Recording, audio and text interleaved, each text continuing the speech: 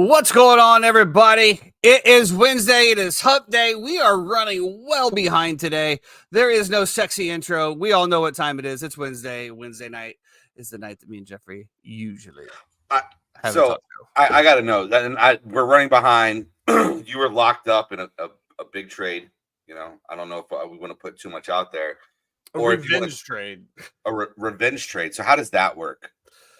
Well, for those of you who don't know, I day trade stocks for a living.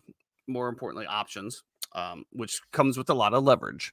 Well, I didn't follow a lot of my rules today, and I got chopped up. Next thing I know, I was down $5,000. Okay, so not a great start.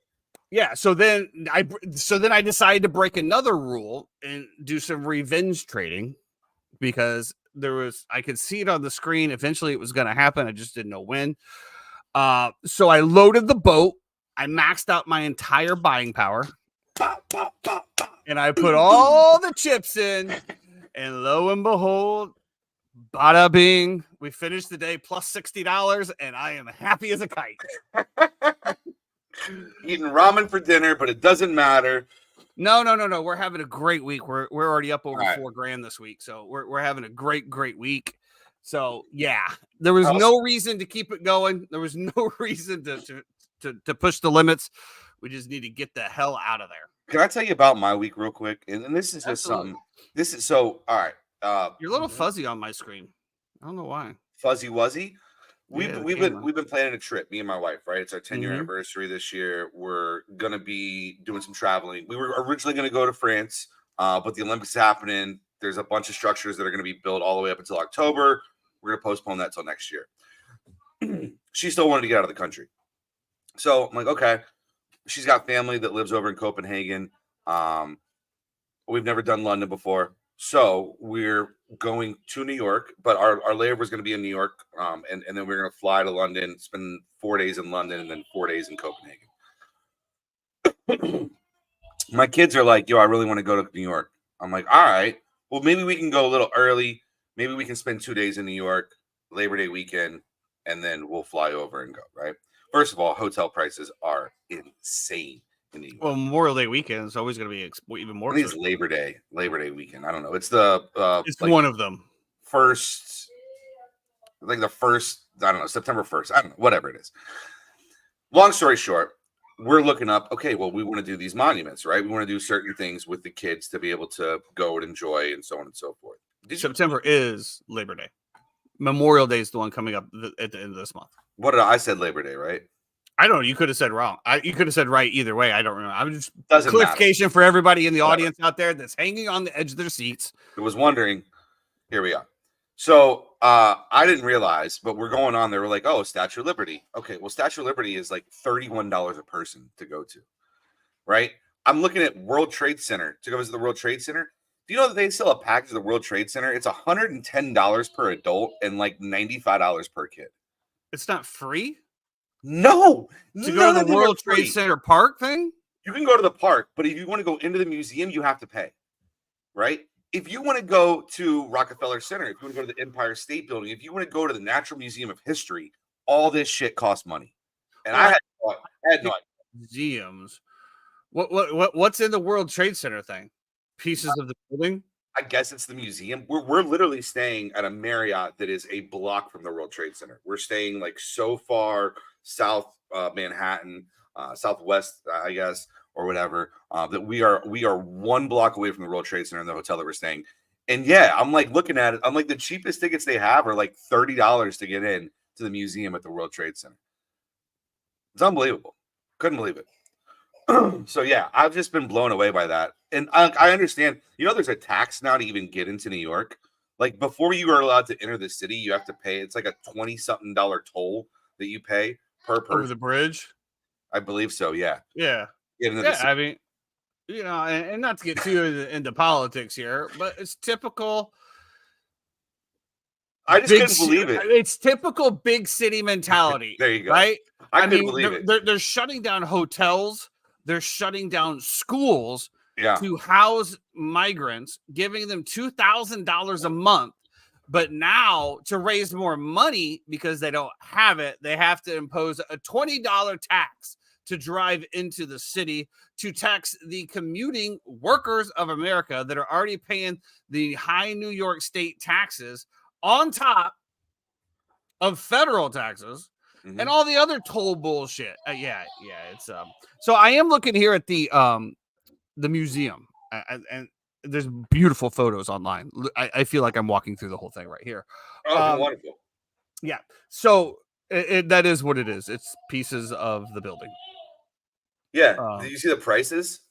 No, I'm just looking to see why you would pay to go in there. And like, I guess there's some cool stuff in here, but it's kind of, I kind of feel like this is the same thing as like going to the Holocaust, right? You can't really go to the Holocaust, go to Auschwitz, right?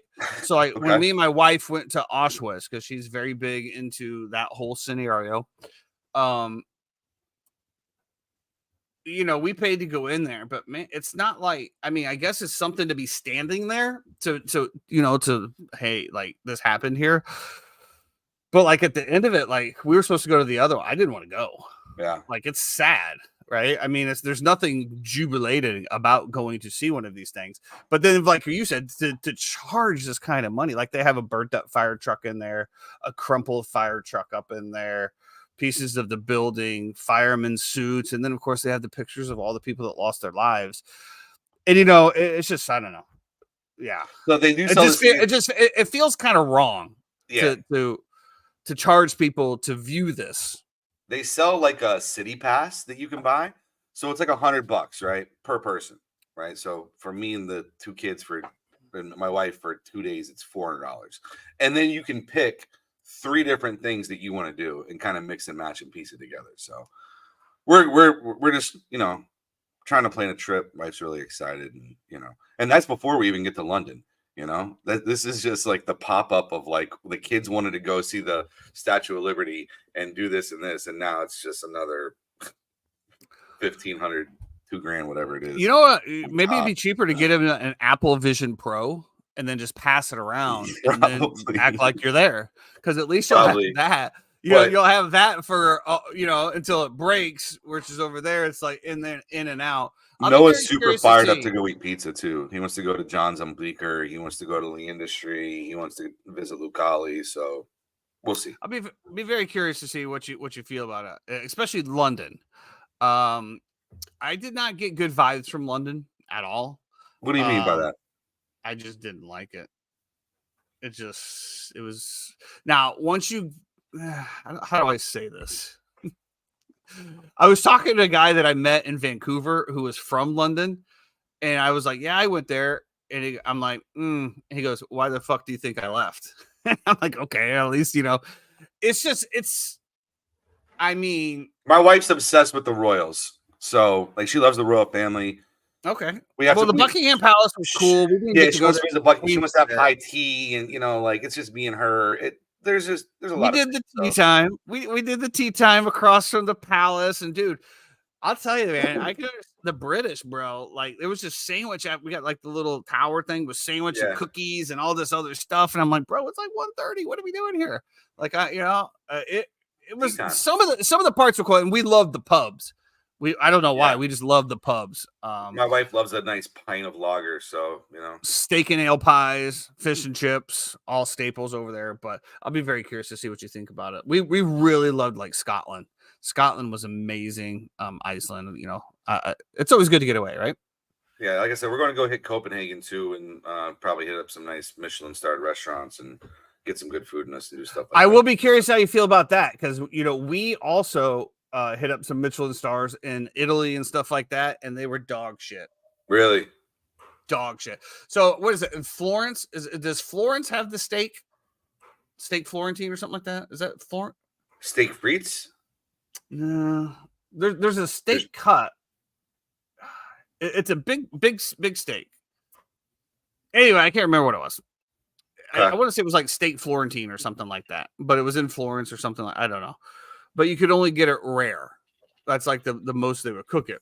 Now, I'm a medium guy. My wife's a medium rare girl. She'll eat it rare, though. Actually, she acts rare. Dude, it was still ice cold and purple in the middle. This was a 3-star Michelin restaurant. And What are you going to do as an American? What did you do? You asked them to cook it up?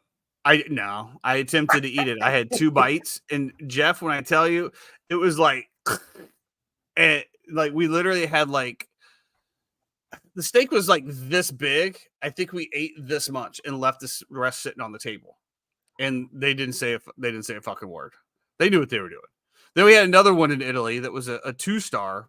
No, I think it was a 1-star, and they sent a rare one out, and I said, you know what, no. So I sent that one back. Well, as I sent that one back, by the time it came out, my steak got on the table. They came up and said, by the way, we're closing. Do you want anything for dessert before we cash you out? Now, this is a Michelin-starred restaurant. I'm like, nah, bro, just give me the check. Thank you so much. So I'll be very curious. Hopefully you have better experiences over there. I will say that there is one restaurant that you have to try in London. Okay. Send it to me. Yeah. She's done all the itinerary with that, and she wants me to plan all the food and What's the restaurant in London that we went to that was amazing? Question mark. Anyway. Yeah. So that'll be a good trip for you. Good trip. Yeah, I was just amazed that all those monuments cost money to get into, because I'm just used to DC where everything is free.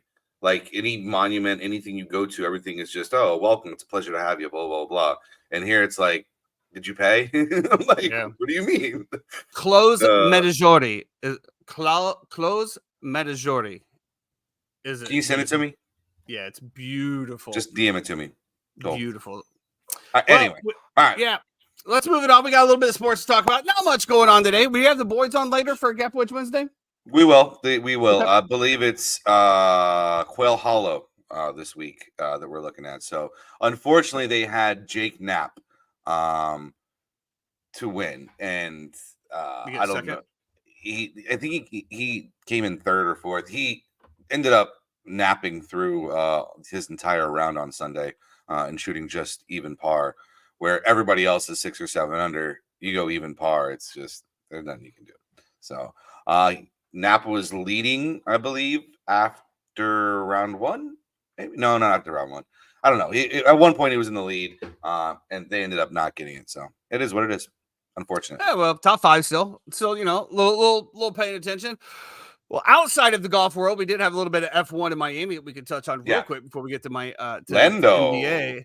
Lando Norris finally gets his first win at F1, and to watch all the other drivers just completely congratulate him. It appears that Max Verstappen got a little bit of damage when he decided just to run right over a cone in one of the turns, which was a very interesting thing. Of course, Checo can't catch anybody. And then Max settles into second, which we did find out he did have floor damage. There was a small portion of me that thought that he just let Lando have this. And if you saw the everything and the jubilation from everyone in F1 about Lando Norris winning that, you could see why or understand why I would say that. But then, of course, the damage came out. He did also say, you know, if anybody had to beat me, I'm so glad it was Lando. But the comment that was even better that I thought that I know you didn't see it, but I think that you will appreciate this is afterwards they were talking about the reporters are like, you know, because Lando Norris did get a very timely safety car, which basically gave him the lead over Max, and then he couldn't get back.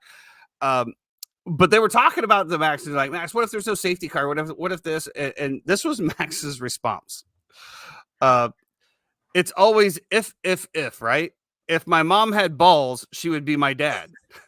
It's how it goes in racing. Sometimes it works out for you. Sometimes it doesn't. Pretty good. You know what? Love it. Except for this day and age, I guess your mom could have balls. You never know. I don't know if Bruce and Caitlin have completely switched over from each other yet or how that works. And it's none of my business. I don't really care. I do think it's funny, right? Those photos of the food in Miami resurfaced again. It was the same ones as last year, right? Like the prices didn't change at all. It's the exact same thing. I thought it was more of I liked it when it said nothing says fuck you peasants. Like that was the whole thing I liked about it.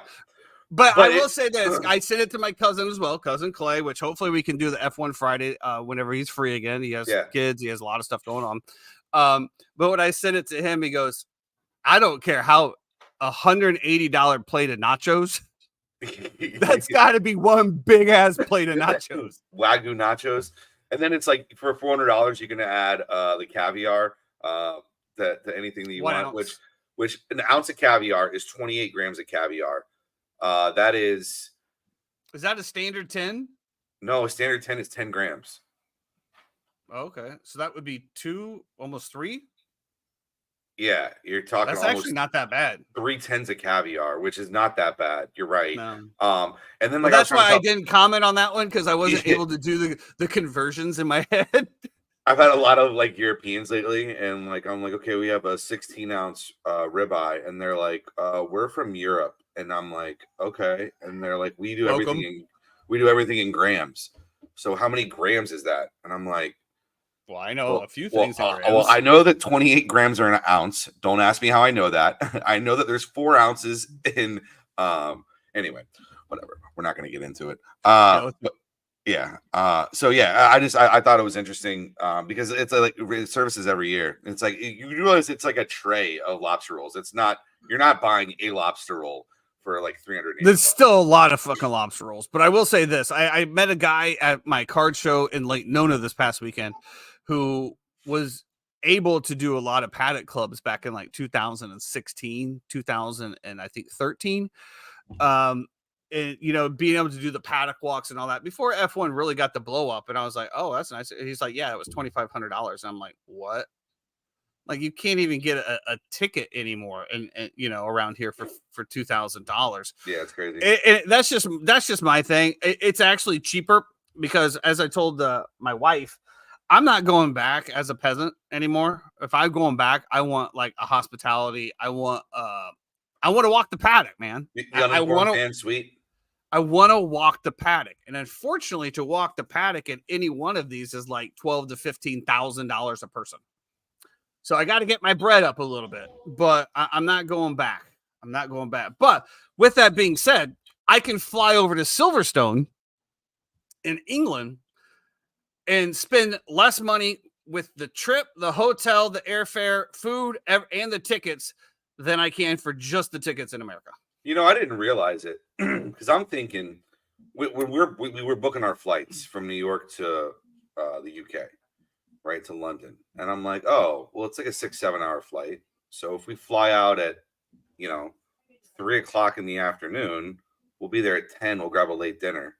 No, that'd be like what, 2 or 3 in the morning? Yeah, it's like, oh no, we're gonna leave at 7 and we get there at 7:45 a.m. And I'm like, I'll tell you, I don't know if you booked the air flight, but we took Virgin from Orlando direct, and Virgin Airlines. The way to go, bro. Now I know you'll be traveling with all the kids. Yeah, so far. Well, the thing is that we had to do. We can probably do Virgin on the way back.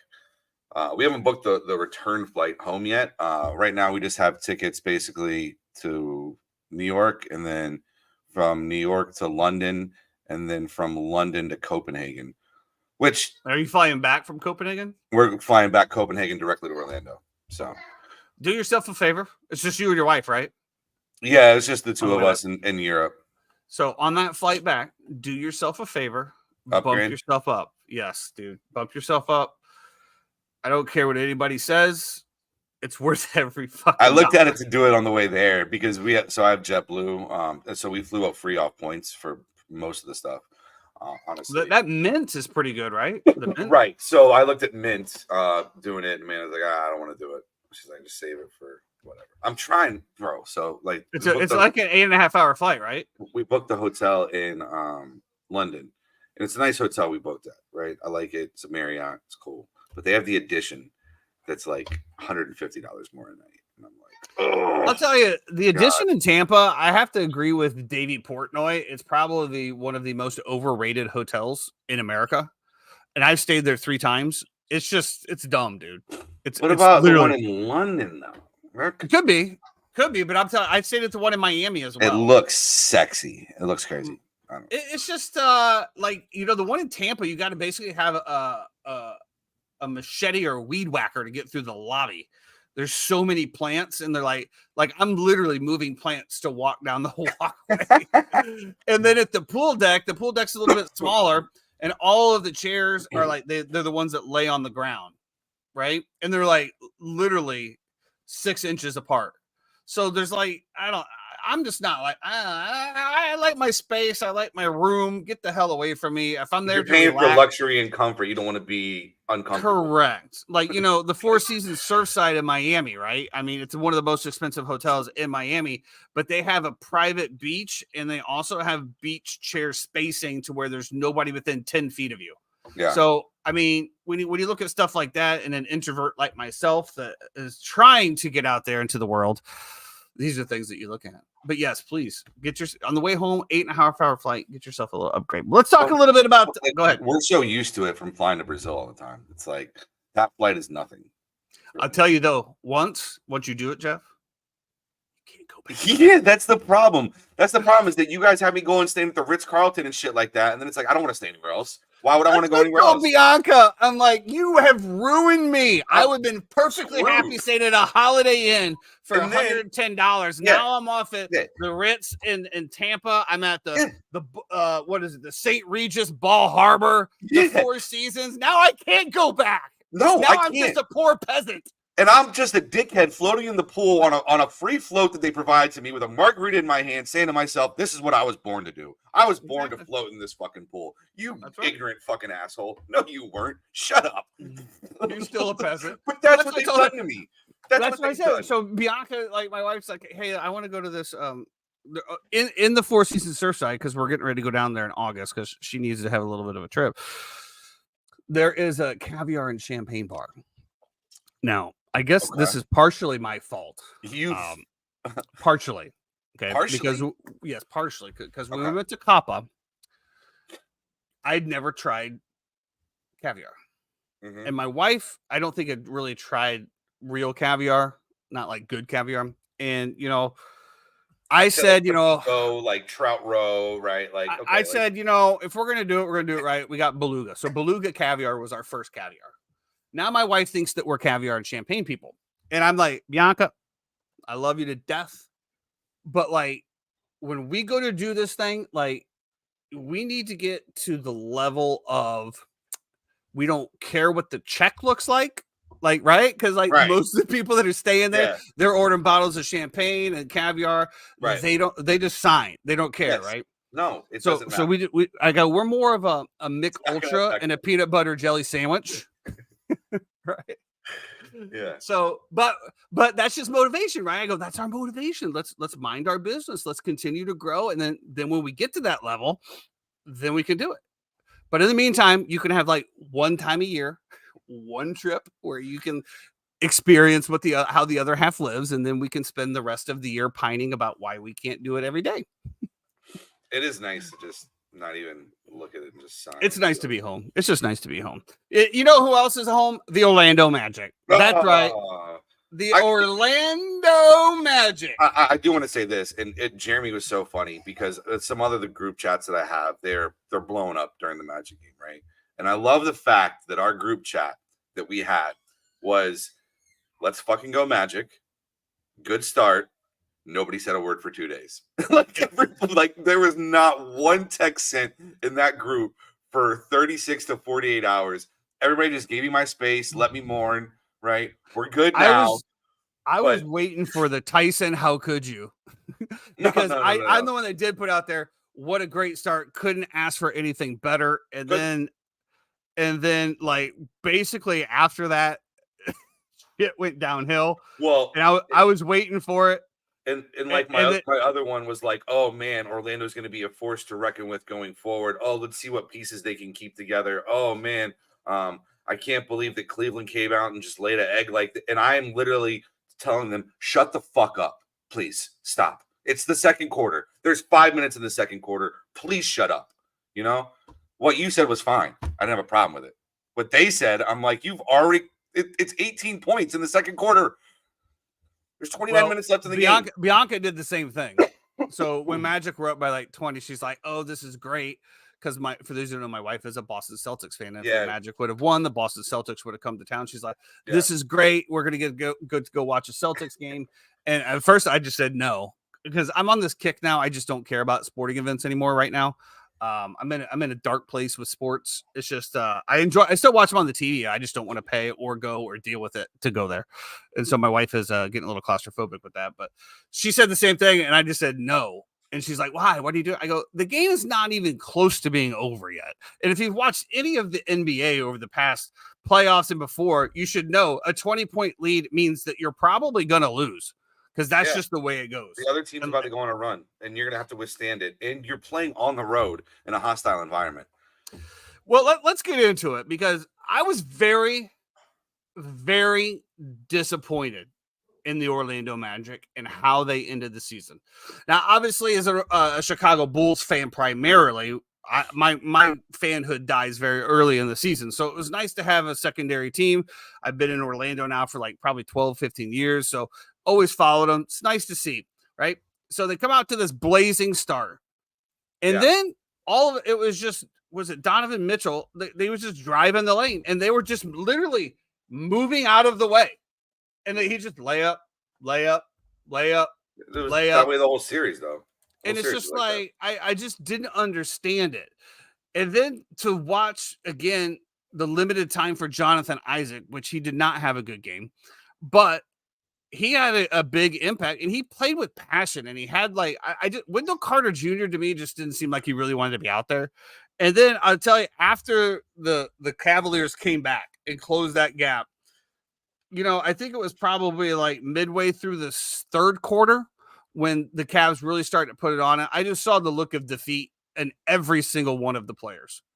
Every single one of the players. It just seemed like they couldn't figure it out. They couldn't get it. They kind of conceded. And then, the fourth quarter was the fourth quarter. I was just very disappointed. Now, with that being said, to what you just alluded to on your other group chat, the Magic have a very bright future. A very bright future. The only problem is they're in Orlando. Yeah. And for whatever reason, I just don't understand it. I mean, it took Shaq leaving Orlando to really gain his super popularity. I mean, he was always popular here. He had a good following, but when he left to go to LA first? LA. I mean, that boom. Now Shaq's a household name, goes to Heat, wins over there. Now he's a legend. I don't know if any of these players can get out from underneath the Orlando shadow to become one of the greats. As somebody that holds a lot of stock in Paulo Banchero, I think he's amazing, but I just don't think that he's ever going to get the flowers that he deserves. Obviously, the Magic have some tough off-season conversations. I know there's some interest in Klay Thompson. But, I guess hats off to the Cavaliers. They got it done. Now, guess what? Your reward is to get curb stomped by the Celtics with no Porzingis. But they don't have their center as well. But I don't know. And we're going to get into this when we get to the other series. To me, the NBA playoffs are dog shit. There's just, I don't understand it, man. I just don't understand it. And I'm going to wait to go into that. Bless you. I'm going to wait to go into that when I get to the T-Wolves Nuggets series. But let's capulate this, the Magic losing game 7. Just a few thoughts that I had on it. And, I don't remember if you remember how upset I was about game 5 and about the situation at the end of the game and about how Orlando just kind of fumbled through that right there. And it's a growing process for Jamal Mosley. It's a growing process for the team. Some people say that they think this game 7 loss will actually do more for the growth of the team than if they would have won and gone and lost to Boston in a few games. So listen, that has yet to be seen. I know Paulo was amazing in the first half. I know the team was amazing. They came out on fire. They played so connected to start. But when you get into situations like this, and to go back to the game 5 situation, the reason I was so upset is because watching basketball for a long time, that those small situations mean the world throughout an entire series. Because now you botch that game, cool, you win game 6, but now you have to go back and play game 7, whereas opposed to you could have ended it on your home court in game 6. So that was what was really eating at me. I thought that they played phenomenal. I thought that there was a chance for them to really put their foot on Cleveland's throat. That it stayed at 18 points for what felt like 2 or 3 minutes of Magic misses. And then all of a sudden it was, okay, there's 3 minutes left. Here's a layup from Cleveland. Here's a 3-pointer from Cleveland. Okay, a shot just went down. Now it's all of a sudden it's 10 points. And you're thinking to yourself, man, this lead was just here. The crowd was completely out of it. Now they're back into it. and now you're facing an uphill battle. They came out on fire. I think like an 8-0 run to start the third quarter. And then from there, it was what we talk about all the time in the replacements, quicksand, right? Everything you do works harder against you, and you're just hustling backwards constantly. I think it was tough because I thought they played really hard. They played really good connected defense in some spots, but when you're missing shots, long rebounds happen, and they're just easy breakouts. Obviously, from Franz Wagner, 1 for 15 in the game. Sucks, man. It sucks. And you could tell they couldn't hit shit. I felt so bad for Franz too, because I know how much of a competitor he is, right? This is a guy who literally Olympian, represented Germany, was the leader of their team in the FIBA World Basketball Classic as well. Has had a tremendous year and a tremendous series, by the way, as well, too, averaging over 20 points a game. And for him to just come out and shoot 1 of 15, I feel like he's going to go into this like Mamba mentality mode now, where this is going to bug him. He says he let his team down, he let his family down, he let his country down. Like these were his comments after the game. A guy says something like that. I mean, whatever, hyperbole. But yeah, I think the future is bright for the Magic. It'll be interesting to see which direction they go. There is a few different ways. There's guys that are rumored out there. A guy like Malik Monk from the Sacramento Kings, I think, would be a perfect fit. A guy who is probably the sixth man of the year this year, who is lightning in a bottle in terms of offense. I'll tell you who the perfect fit for the Magic would be. And I know you're going to lose your mind when I say this. It better not be somebody from the Bulls again. No, it's not. Okay. Listen, and the Magic need a rim defender. I don't know if you saw how easy it was for Cleveland to be able to get to the rim and be unchallenged there and never worry about a shot blocker.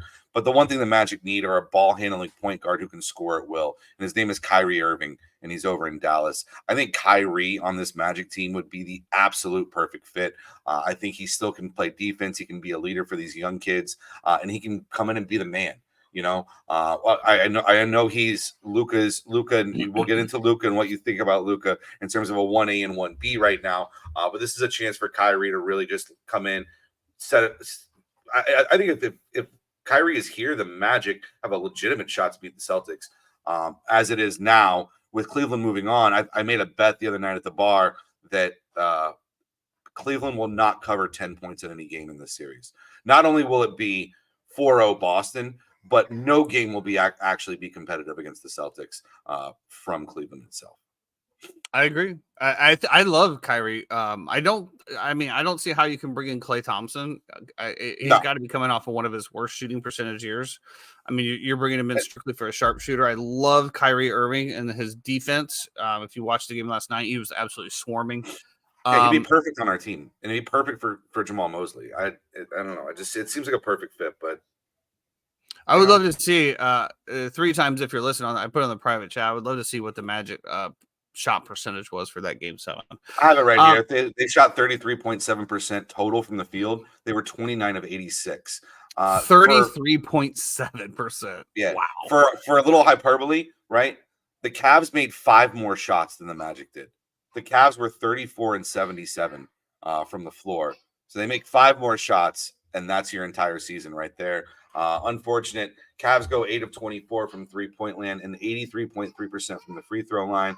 The Magic go 32.3% from the free throw line. 32% from the free throw line as well. I mean, there you go. 3-point line. From the free throw line, they were 86%. They were 26 of 30. They knocked down almost all their free throws. Paulo was at the line numerous times in the first half. I think he was like 8 for 8 in the first half or something like that. We're going to get into a little bit of the officiating here, but yeah, that's definitely a big one. To have that just tough pill to swallow for Magic fans, because you knew that this team was much better, and it was beautiful to watch them play. I know you've been to some games, but to watch the continuity and trust, and just the way that they all cheer for each other and root for each other, and this group will no longer be together anymore. Certain guys will be out, certain guys will be in. I would like to see them retain Mo. I need Mo to dial it in, bro. I know that you probably saw it after I mentioned it, but literally after every play, he's arguing with the referee. Yeah, so I text. It was coming toward the end of the third quarter when Mo came in, and I texted another group and I said, "This is a big Mo minutes. These are the minutes where Mo needs to come in and kind of put his imprint on the game, where he's an agitator. He's knocking down shots. He's doing his behind the back. I don't understand what he's doing in the post, but whatever, it works. He's going behind his back doing the whoop-de-whoop-de-woo. We needed that, and we didn't get that from Mo. Mo comes in. He goes 1 for 2 on the field. He only plays 12 minutes. He did knock down a 3, but -6 on his plus minus. Jonathan, you mentioned Jonathan Isaac's minutes. He played 18 minutes of the game. So it wasn't. He struggled a little bit in Game 7. I would say that Gary Harris will probably not be here anymore. I would say we would see Joe Ingles probably move on as well too. Gogo Batadze, I thought should have got some minutes in this series. He didn't get any. It's tough to think that you have a shot blocker and a rim protector on the team and he just gets no burn whatsoever. So tough. Gotcha. Good. No. Love you. Hi, Bianca. Jeff says hi. Hi, Jeff. Did you hear it? I did. Oh, so one's working well. Yeah, it's going to be very interesting to see what the Magic does in the offseason. That's for sure. I would love to see Malik Monk. I'd love to see a playmaking point guard. And I'd love to see a guy who can protect the rim. Maybe they go after Zach Edey. Who knows? Just have a big body at the rim, but I'm not sure what the answer is there. The Mavericks did take care of the Clippers. That was the only series that we didn't have going into the next one, and we will start there with the T-Wolves.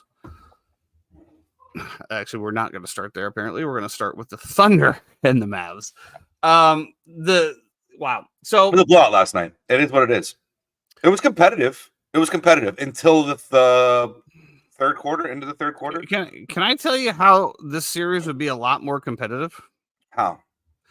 If the Mavericks played some fucking defense. Like I can't. It's just yeah. You're frustrated with Luka. I get it. It's not just Luka. It's the NBA. It's the NBA game. It's the way that the game is played now. And to me, it's just so lackadaisical to where I watched Luka stand in one spot for 15 seconds while there was 2 rebounds. He never moved. There's no boxing out there. Whatever happened to the fundamentals of basketball where you follow your shot, you block you. If a shot goes up, you put a butt in somebody's body. You block them out. But like there's nothing, bro. Like, I mean, we're so worried about shooting 3-pointers, holding the pose, or we're gonna do the backwards shuffle while it's still in the air. Meanwhile, it dunks off the back of the rim, and if they would have took 2 steps closer to the rim, it would have went right back to them. Meanwhile, I watched Oklahoma City just completely offensively out-rebound them because nobody crashes the boards. And I don't know if that is just a culmination of the fast breaks and the way that the NBA players also cherry pick or they don't come all the way back. I mean, there's been times where I watched the, fast break. Luka didn't even make it past half court. He just stood there. And all 5 of the Thunder are down on the offensive end and Luka's at half court. Luka is a very, very good player when he asserts himself, but his defense is trash. And, as far as creating shots and, he takes a lot of low percentage shots. And when he's on, he's on. But when he's not, this is what we get. And I would argue that he didn't have his best performance. Those turnaway fadeaways off the Dirk Nowitzki, one leg off the back. I mean, oh man, shakes hands to me. You got issues, Jay. You got issues. I don't know, man. To me, I want to see some in the officiating. The officiating. What are we doing here, man? What are we doing? So a couple things on this. Dallas was awful from the free throw line. They shoot 68%, but also you cannot give up they gave up almost 46% on threes the other way to Oklahoma City. If Oklahoma City shoots 46% from the 3-point line, they'll probably win every game. I expect this series to actually be very competitive and probably go 7 games, unlike the other series that we can get into. The only other one that'll go deep, in my opinion, is going to be the Knicks and Pacers series. Other than that, the other 2 are going to be pretty much wraps really, really quickly. So, yeah, I mean, what a wonderful product the NBA has given us. This is correct me if I'm wrong. Now, okay, maybe I am the old man. Hold on, let me finish it. Let me finish this, and you can tell me why the hockey. Maybe I'm the old man shaking my fist to get off my lawn, but I expect an upgrade in performance effort, and attitude from the regular season to the postseason. I see the same shit. I see the same shit. Yeah, I mean the NBA is just so matchup dependent on how you match up with another team. It's just it's really Just play tough. defense. That aspect. Wasn't it? Who was it? It was Colorado last night, right? They were down 3 goals, 3-0. 3-0. The third period, come back, tied up, win an OT. I mean that was great as well too. But that being said, I mean, yeah, I think this Dallas series will end up being pretty good. Now, the other one that we're going to get into, which is the Nuggets and the Timberwolves. We were actually going to have a Nuggets fan on, our resident Nuggets fan, James Leake, but we got a little postponed here and started a little bit later, and we're kind of doing a little abbreviated version as well because Gap Wedge Wednesday is about to start here in a little bit. But I think this series, you can see the frustration already on Denver, right? Like Jamal Murray. So, did you see what happened with this? The Jamal Murray throwing situation. The heating pad out. Did you see at first he threw a towel, and the towel didn't quite make it as far as he wanted to. So then he doubled back down and threw the heating pad because the heating pad would have more weight on it and was able to actually reach the court. He should be minimal, a 1-game ban, but Absolutely. he should be out for the rest of the playoffs. Could you imagine if that heating pad got onto the court underneath the hoop when somebody was going up for a rebound? It was on the court, and it was 6 inches away from, I do believe, Karl Anthony Towns' foot when he planted. Yeah, I'm just saying, like, if that scenario had actually come to fruition and actually happened. No, he there's no place for that. Your frustration about the referees is one thing, or your frustration with the way is going, but that could cause severe injury, right? And we're all about protecting the players in these days. He should absolutely be suspended, if not for the rest of the season, at least a game. And sorry, Nuggets fans, but you're cooked anyway. So you might as well just pack it up and go join LeBron in Cancun because you're done. James, who was going to come on, he was giving me, I bet him on this series before it started. He's a big Nuggets fan. I'm like, you're playing the best kid in the NBA right now. I'm really sorry, but Anthony Edwards, I've been saying for 2 months now, is the best player in the NBA. And his thing is that Jokic is ready to go back home. Jokic is tired. He wants to go back home to his horses and to his family, and he's done and he's over it. I'm like, I guess maybe that's an excuse. I mean, I don't see. Oh, look at there he is, James Leake. Oh boy. Yeah, Reggie Jackson was right there. I mean, he did. Reggie Jackson ended up getting hurt anyway. I do want to answer though to Jeremy's question. Right? Is Anthony Edwards the new face of the NBA? Because I've seen a lot of things about how the NBA is about to force this on us, and I don't think it's forced. I think it's natural. I just think that he's been playing at such a high level for the past few months since Karl Anthony Towns got hurt and he decided that this was his team and he was going to take over. He's just been playing at an unreal level. The fact that he's able to do it in every facet, the fact that his mid-range jumper is so dirty, but he's still able to hit from 3, but you can't press up on him because he's one dribble and he's throwing it down on your head. He's an incredible player, and the passion, the heart that he plays with, and the fact that he became the leader on this team. And I was watching something about how if you watch it, Jordan and Kobe did it with a scowl. And I forget who said this. I saw this in a clip. Jordan and Kobe did it with a scowl on their face, right? LeBron has just always been animated one way or the other, right? But Anthony Edwards does it with a temper tantrum way. Anthony Edwards does it with a smile and with grace. Because he's Jordan's kid. And it's just so beautiful to watch. And the way that he calls out his teammates, but also does it in a supporting fashion. If you've watched some of his press conference, he'll be 100% honest and be like, Karl Anthony Towns will be sitting right next to him. He'll be like, man, you played like shit today, bro. I love you, though. You know, you did do this and this and this and this. And, like, he has, like, management, right, of, like, the Oreo, right? Build him up, work on him in the middle, and then finish with something positive as well. And they'll take whatever's in the middle and try to work on that, you know? And I don't know how he's done this, but he's perfected it. He's become a great leader. Is he the new face of the NBA? Absolutely, and he should be. It was going to be Ja Morant, but what happened with Ja Morant? Pew, pew, pew, pew, pew, pew. He couldn't leave his friends from the hood behind. Yeah, and if you look at Ant, I mean, look, and if you watch the movie, oh my God, Jeremy, why am I blanking on it right now? He was in the movie, the jewelry in the Kevin Garnett, Adam Sandler, Hidden Gems. Gems.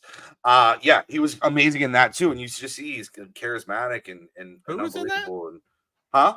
Anthony Edwards was in that?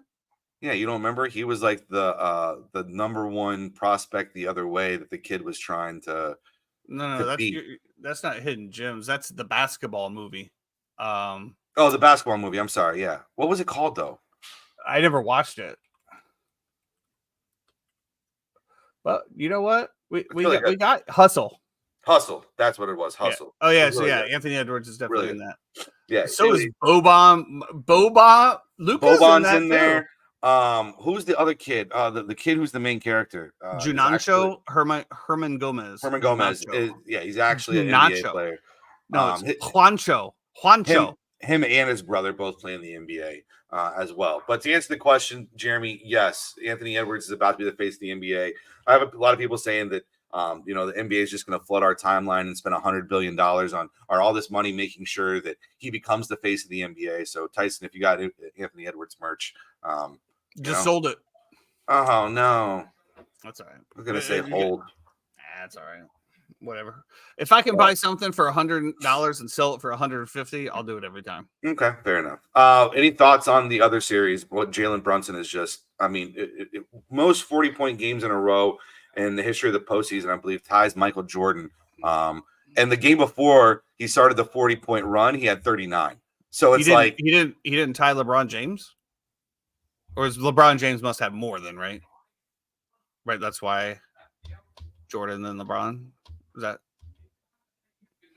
Sorry, you were cutting. No, I wasn't. There. No, I wasn't. No. I said you said that he joined Jordan. I thought for surely he would have joined LeBron, but I guess that's why. The Knicks Pacers game is probably going to be maybe the one watchable series that we have in the NBA right now, and we got absolutely robbed of a game ending by a moving screen that the refs come back later. So we shouldn't have called that. Let's just I'll tell you, officiating to me was terrible as well too. The kickball was terrible. It's like, I mean, there's you have the ability to fix it. You know, there's so many missed calls. They're not going to get it right. I feel for them. They're only human. But at the end of the day, we can't. I mean, you can't call that. This isn't the women's NCAA championship. Okay, this is big boy ball. And especially the way that bodies are getting thrown around. I think that's just what I don't understand. It's like you watch one game and the guys are literally in a boxing match, right? And then you'll watch an offensive player go to check and literally throw their body in, throw the arm out, right? And then when the guy braces himself and stands there, he gets called for the foul. The NBA's trash, dude. It's trash. Well, I do kind of agree with James here, and what he said is that, and I think the NBA needed New York to win Game 1. If the Pacers win Game 1, it's that's an issue for them. I think New York winning Game 1 will make sure the series can go 7 games. NBA can get some revenue out of it for sure. I thought it was so funny. James kind of mentioned it. Reggie Miller. Do you know that TNT? He's not scheduled to work this series. TNT flew him in just to come work this game. And Reggie Miller is like tweeting out the boogeyman's coming to town. Because if you know the history of Reggie Miller and the New York Knicks, and also those battles back in the days, they were absolutely incredible, whether it had been Larry Brown, coach Pacers team, against a Jeff Van Gundy, coach Knicks team. And just, there was a lot of... Those were the good old days. Remember the Heat series with Van Gundy and, him climbing on Alonzo Mourning's leg, and, you had Oakley and PJ Brown going back and forth, like just good old I know that we disagree a little bit on like the talent level, because I know that you think that the talent level in this era is far superior than when, older. But as the talent level is, I don't think maybe not basketball wise. But that's what I was saying. But is the product better? I mean, we had some games and playoff games that ended like 85-88. Yeah. 85-88. Well, you got that in the Magic Cleveland series. tough-nosed defense. But yeah, but that was slop. That was 5 turnovers from Banchero, sorry. See, and I hate that argument about the turnover thing on Banchero because Well, listen, I'll tell you this. If it he's was something where I saw a pressing defense that caused it, I would say yes. But a lot of times his turnovers, he was just out of control. He didn't know exactly which way he wanted to pivot. He was trying to do the turn and carry and just lost the ball or put himself in a turned into another defender that he should have seen that, right? And then, that guy just pokes it out. Now, I will give credit when there is good defense to cause the turnovers. But from what I saw through Banchero, through that series, it was a lot of self-inflicted wounds. And that's why I was talking about Kyrie, right? In the Dallas. If you watch that game last night, bro, Kyrie is the man. Like, he is all over there. He is like silver flies on shit, right? He's out there. He is swarming, and I love it. I am a little concerned about his health, though, because, man, he is getting skinny. Yeah. I know he went full vegan or something, but, bro, I need Kyrie to put on a few more pounds. I need Kyrie and the Cavs Kyrie, that build. But, yeah, I just don't see it anymore, man. I don't know. Here's my issue with if you look at the guys with highest turnovers, right, in the league, you're looking at guys with the highest usage rates in the league as well, too. Well, of course, the people that have the ball the most. Exactly. So you look at Joel Embiid, you look at Paulo Banchero, you look at Luka Doncic, and you look at Nikola Jokic, right? They are the highest usage players in the NBA because everything that on their team pretty much goes through them. And that will eventually lead to some turnover that happens sometimes. And I just think it's part of the game. Can Paulo clean some of that stuff up? Absolutely. Well, that's not just the silly stuff. Game 7 loss motivate him? I think it will. And I look forward to seeing. Listen, from what we saw Apollo during the year to what we saw Apollo in the playoffs was two completely different things. Like, he was good during the year. He took it to another level in the playoffs. Yeah, he definitely stepped. I think he averaged 27 points in the series, so he definitely had a good series. Anybody you like tonight in this Indian New York game? Pacers Knicks. Much like the Boston Cavs series, I could care less. I don't know, dude. Like I said, I was actually kind of excited for the NBA playoffs, and they've lost me. It's a tough watch. I can't explain it. It's just a tough watch. When I watch NBA and basketball being played at the highest levels, and the basic fundamentals that are taught in basketball are just no longer apply. And again, maybe that's because the game can't utilize. I don't know. I just don't see that. I just don't see it, man. I just don't. I see paycheck players out there. That's what I see. That's actually the best way to put it from my perspective is I see paycheck players, and then I watch Anthony Edwards that plays with the passion of the game, and that does excite me because he plays with passion. But you're telling me, and James, you're in here that Jokic. He's playing for the passion of the game. Yeah, I think you're telling me Luka. I don't think so, dude. They're just. Let me ask you a question, and we got into this, and this will be the last question. We'll move on. We'll be done with the show for today. LeBron James has an opportunity to opt out of his contract with the Los Angeles Lakers. Now he has a chance to opt out of his contract and re-sign at a number.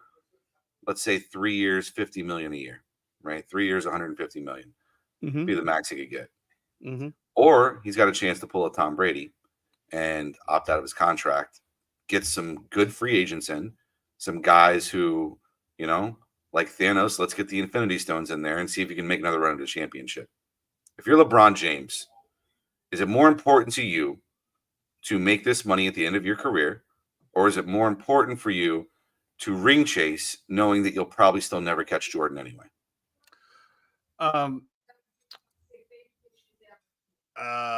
I guess it just depends on Bronny, right? Because it's tough, right? The guy doesn't need any more money. He's already a billionaire. Could you use that 150 mil for your family for the future? 150 mil in California is going to equate to about 70 mil after everything's all said and done. Okay. Maybe even less because of his agent fees and stuff like that. So, I mean, at the end of the day, $60 million. Yeah, that's fine. But I would wager to guess that he makes more in that on the interest on the money he already has. So, I mean, he's arguably probably, the top 5 most impactful players to ever play in the NBA. And then when we talk about chasing rings and building things like this, we've watched teams just mortgage the house, right, for a superstar, like the Paul George trade. I think it was that SAG put that on his Instagram. Yeah.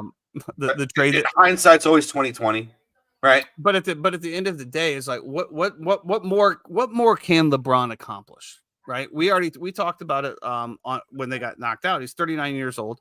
What more can he do? Right. Like you said, a 39-year-old LeBron James, even still playing at one of the highest levels, isn't enough to carry a complete team. He can't do it all, was your words. So what are we going to do? Where are you going to go that's going to be an instant contender? We saw what happened in the Suns. Just because in Brooklyn. Well, I don't think he's leaving LA. I think because Darvin Ham leaving is. And that's another thing, man. It's like, just coach the fucking team then. Has he ever had a coach that he was like, this guy is the man? Ty Lue. And what happened to him? Ty Lue? Yeah. I believe Cleveland let him go, and he landed with the Clippers, and he just got re-upped by the Clippers. So, well, he hit a couple spots in between, I believe. But yeah, I thought he went Cleveland directly to the Clippers. Anyway, I thought it was an interesting question because you want to play for what you're worth, right, and your value, but also LeBron is going to be the most ridiculed athlete in the history of. You're right. Sport. He did go to it. So he was an assistant coach with the Clippers. Looks like he had a 2-year gap. Then went to Cavs as a head coach for only 2 years. Yeah, fired. Then he went to Clippers as an assistant coach and then a head coach. To your point, you play with whatever you're worth, but at the same token, it's like, just like you said, Tom Brady. Most he ever made was his last contract with the Tampa Bay Buccaneers, and that was. Did you watch the roast? Not yet. $25 million. My father-in-law said it's 3 hours long. It is. It's uninterrupted, uncommercial. I don't know. I'm gonna watch it tonight with Amanda, but I'm gonna have to fast forward through some stuff. I'm gonna wait until Bianca's off, and we'll pop some edibles and we'll see what happens. I'm trying something new here. I'm doing the mushroom microdosing. Okay, love that for you. Yeah, I'm a Marriott employee, so I'm drug free. But for you. Well, this was part of the reasons why I completely enjoy, grinding out from home and try to employ myself so I don't fucking have to answer anybody anymore. The mushroom thing. Tell me about it. I want that for everyone. I don't really know much about it. My cousin, actually, I don't know which cousin because I'm not going to name names. One of my other cousins does it with microdosing. And then actually the guy that runs the trading community that I have, he's a multimillionaire, but I think he does a lot of drugs anyway, just because he likes Burning Man and all. He's kind of like that Aaron Rodgers type, right? Where like he's very in tune, like wants to be very spiritual and like grounded and stuff like that. He actually microdoses them while he's trading. Because it just helps him get a super focus. Let's be honest, mushrooms are natural, right? It's something that grows in the ground. And our governments and stuff have said, just like marijuana, that just grows as a plant. Well, no, you can't use that. You can't touch that. You can't do that. Well, fuck you. Like, just how many things are in the rainforest that could probably cure all kinds of diseases? Yeah. I think that if anything throughout our history has told us is the keys to what we need to the locked doors are on the earth. In the earth, with the earth. So I'm gonna try it, man. I'm trying to get a little bit more spiritual. I tell you, I've had some good personal changes over the past couple months. So this is just the next step, man, to try to get more in tune with the universe and what's going on out there. I'm down for it. I want to do one of those like Jared Leto things, man, where he just like went off and like when COVID hit. Remember he was off on like a 3-month retreat when COVID hit. He came out and he's like he didn't know anything was going on. I've been Aaron Rodgers dark rooms though. I ain't doing that shit. The ayahuasca thing is interesting to me, but what's that? Ayahuasca? I don't know what that is. Where you go? Is that Wisconsin? No. Sounds like a Wisconsin name. I'll text it to you after the show. All right. Well, that's going to do it for us today on this shortened edition and running late show of the Uninformed Fan. We still did an hour. We did? Yeah. Oops. We tried to shorten it up, but I guess we just had a good conversation today, and sometimes when the pod's flowing and the conversations are flowing, it is on an hour. Look at that. Things just happen. So it is what it is. We're really looking forward to here. NBA is going to hopefully give us something to talk about. But we are kind of in the lull of it, and we're not going to get on here and talk about baseball right now because baseball sucks. So many injuries that's going How's your on. fantasy league going? Stupid. This will be my last year. So happy. I saw Sean Munson the other night. Shout out to Sean, who just got a new job over at Margaritaville and is leaving Boathouse. But he's like, "Oh man, I'm so disappointed you didn't do." I am so happy that I am not trying to figure out who to add and drop every single day of my life. Well, that's the point. That's what I was trying to tell you, though. Baseball is more of a marathon, not a sprint. So you still hold on. But, out of, I think, 11 starting people plus 2 bench players, I think I had 7 people on the IL at one point. 7. And then, of course, the auto drafts, because I'm not, drafting at midnight at night. I wake up in the morning. The fact that the auto draft didn't draft me any starting pitching. Now, because I know how to play fantasy baseball, though, I've built a pretty fucking stout team on both of them. But after this one, I'm done, bro. I'm done. I'm ready to ride off in the sunset and not waste my time with that. I get it, bro. When is football back? You know what's crazy? And this is something big, breaking news. This trip that I'm taking, I don't know if I'm gonna be in any fantasy football leagues next year. Why is that? The way drafts are gonna work out, unless drafts are online, and I can do it from Europe. We'll do it online then. I hate those in-person drafts anyway, dude. Because I love being around the boys. Yeah, but I'm not doing a 4.5 hour draft, dude. When it's literally done in 45 minutes online. Yeah, I think Sean gets back off of his trip on the day that I leave on mine, and so the big league that we have, I don't know. I mean, don't forget you got to plan a trip to Vegas too in September. Yeah, we're gonna figure something out. Got to get out there to get our ticket in for the Circuit of Millions. Also, might be hitting Chicago up later in September too, so stay posted. Jeffrey's got a lot of stuff going on. That's going to do it for us today on the Uninformed Fan. Be sure to check around. Gap Wedge Wednesday's coming back up. The boys are going to give you all of the picks for this week's PGA Tour. Now that we're talking, I wish there are a few other things I'm very interested in. The Phil Mickelson comments that came out with Liv and what's going on with Liv and in the championships and all that stuff. We'll save that for another time. Maybe we'll touch on that a little bit next week. Until then, if you're driving this weekend, please have a blessed and wonderful weekend. And for the love of God, stay out of the left-hand lane. Be great. Everybody, have a great day.